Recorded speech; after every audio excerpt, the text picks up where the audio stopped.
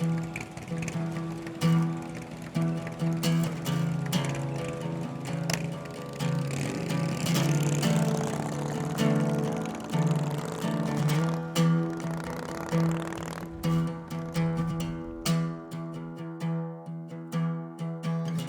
exciting thing about Harley-Davidson is that passion and emotion doesn't really lose its impact. I feel today the way I did when I was a teenager.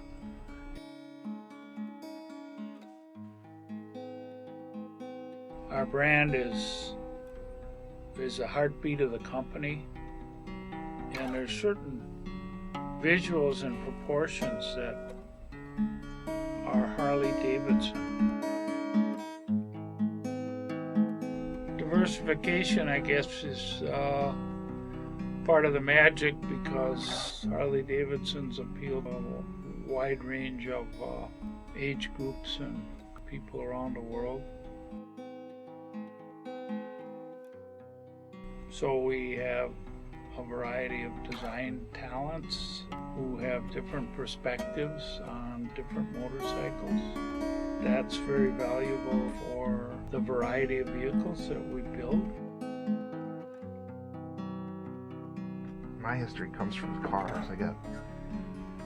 I got roped into cars from my dad. I think my dad was the mechanical side of the recipe, and my mom was the artistic side of the recipe, and she was a painter, and my dad was a hands-on guy. And I rode my first bike when I was 4. It was a JR50, and I rode it before I could even ride a pedal bike.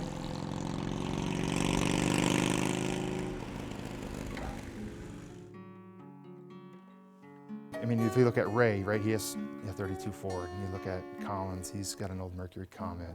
Willie's got old cars. Steve Clements builds his own helicopters and flies them. It's all different angles firing at all times, which is kind of cool because people have totally different perspectives.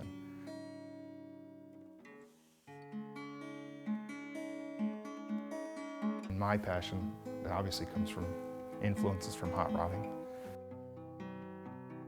I'd build a car and do a little bit, and then I'd sell it and get some money, and then I'd keep putting the money away, and then it was...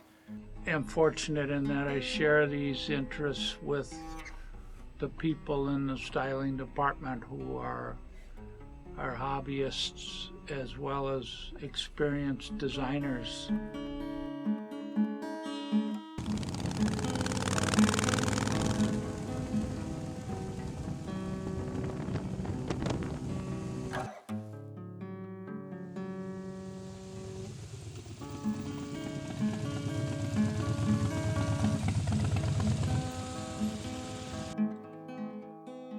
A bike is a combination of just a bunch of parts put together, right? There's no cover, there's no shielding or nothing, so you have to make all those parts kind of work together in harmony. So by going to the museum and looking back at historical stuff, I kind of try to carry that through in my bike that I'm building and in the bikes that I'm working on here. It seems like for me, the more you strip off, the better. And that's one of the bases behind Blackline, is to, view down to the bare bones and just strip off as much as you can and still make it legal. And when you're all done with this, all these bits and pieces, you gotta have a beautiful sculpture going down the road that looks good, feels good, sounds good. That's what we're all about. Right.